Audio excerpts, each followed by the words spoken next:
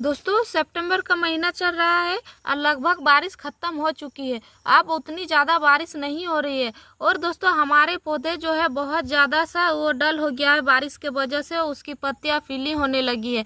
तो दोस्तों आज मैं आपके साथ एक ऐसे फर्टिलाइज़र शेयर करूंगी दोस्तों, जिसका इस्तेमाल करके आप अपने पौधे में बहुत ही अच्छे फूल और कलियाँ ले सकते हैं और आप अपने पौधे की ग्रोथ भी काफ़ी अच्छा ले सकते हैं।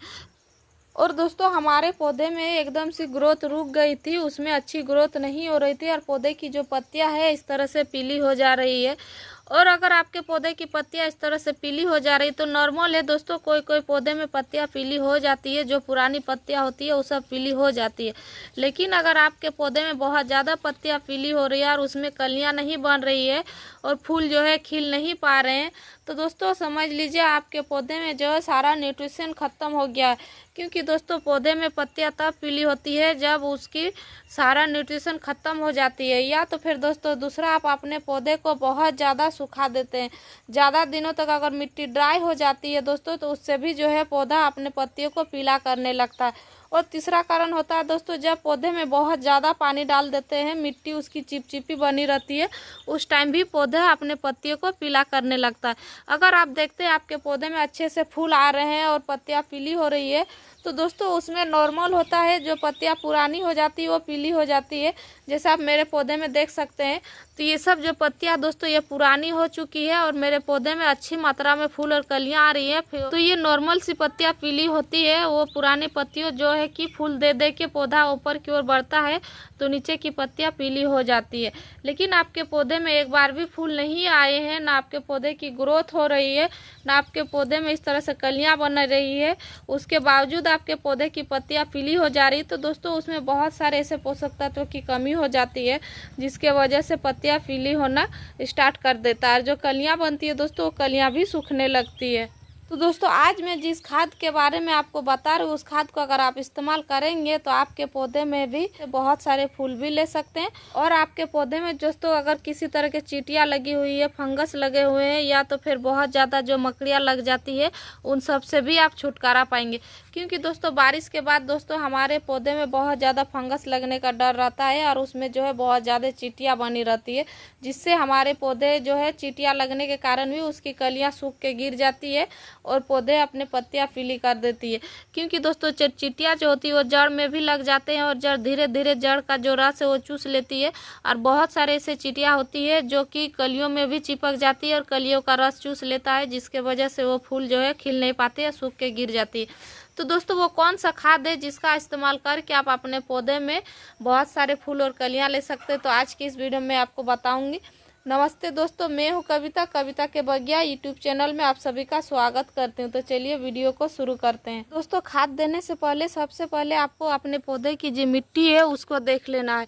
तो ये देखिए दोस्तों, बारिश के बाद जो मिट्टी इस तरह से टाइट हो जाती है, दब जाती है और हमारे पौधे का जो रूट है वो फैल नहीं पाता है। तो इसलिए दोस्तों हमें अभी अपने पौधे की हल्की से गुड़ाई कर लेना है इस तरह से। और ये देखिए मिट्टी मेरी तो उतनी टाइट नहीं है दोस्तों, बहुत अच्छी भुरभुरी मिट्टी है, हल्की मिट्टी है।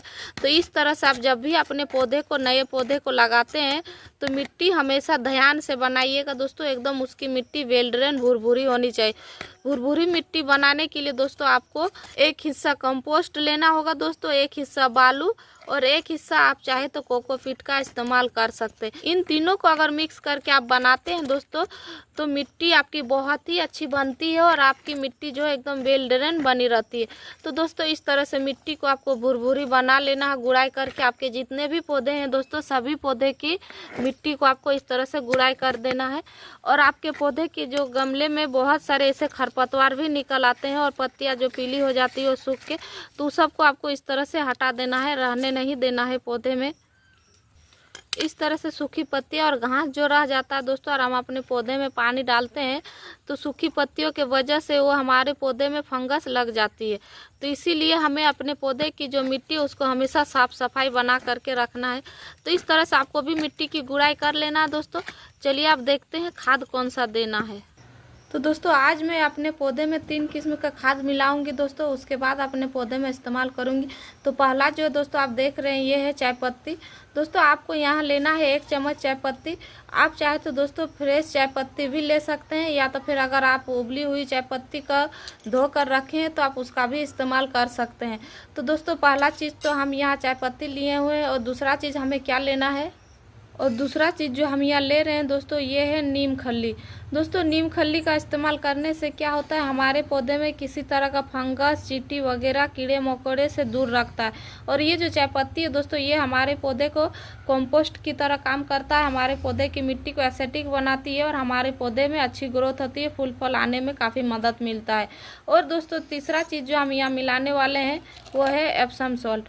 तो दोस्तों ये जो आप देख रहे हैं ये है एप्सम सॉल्ट। इसका इस्तेमाल से हमारे पौधे की ग्रोथ अच्छी होती है और हमारे पौधे के पत्तियों में चमकदार होती है। तो दोस्तों अगर इन तीनों को आपस में मिला के अभी इस टाइम हम अपने पौधे में इस्तेमाल करेंगे, सितंबर के लास्ट तक हमारे पौधे में बहुत अच्छी ग्रोथ होगी और हमारे पौधे में फूल भी काफ़ी अच्छे आएंगे, और उसकी जो पत्तियाँ आएगी दोस्तों लस ग्रीन एकदम लाइट चमकदार बन के आएगी और पत्तियाँ बड़ी बड़ी साइज में आएगी। तो दोस्तों ये जो एप्सम सॉल्ट इसे हम लोग मैग्नीशियम सल्फेट के नाम से भी जानते हैं, तो इसे भी हमें मिला देना दोस्तों। ये हवा लगने की वजह से ये टाइट हो गया दोस्तों, तो इसे हमें चूर लेना है और 1 चम्मच इसमें मिला देना है। तो ये देखिए दोस्तों इसे भी मैं मिला दी हूँ। अब दोस्तों इसे मिक्स कर लेना है। इस तरह से मिक्स करने के बाद दोस्तों आपके जिस पौधे की एकदम ग्रोथ रुक गई है, आप ये खाद किसी भी पौधे में इस्तेमाल कर सकते हैं दोस्तों, चाहे आपका गुड़हल हो, गुलाब हो, मोगरा हो या फिर अपराजिता, तो आप सभी पौधे में इस खाद का इस्तेमाल कर सकते हैं। तो दोस्तों ये देखिए मिक्स कर ली हूँ, आप अपने पौधे में हम इसका इस्तेमाल कर सकते हैं। अब हमें अपने पौधे में ज़्यादा इस्तेमाल नहीं करना दोस्तों। अगर आपका पौधा 10 इंच से बड़ा है तो 1 चम्मच दीजिएगा, और अगर 10 इंच से छोटा है तो आप आधी चम्मच, ये चम्मच आप देख सकती मेरी बड़ी है तो इसमें मैं आधी चम्मच डालूंगी। ये देखिए इस तरह करके आपको मिट्टी के चारों ओर डाल देना। इस खाद से दोस्तों आपके पौधे में किसी तरह का फंगस भी नहीं लगेगी, और जो चींटियाँ लग रही थी, कीड़े मकोड़े लग रहे थे, वो भी दूर हो जाएंगे। ये देखिए मैं अपने दूसरे गमले में दे रही।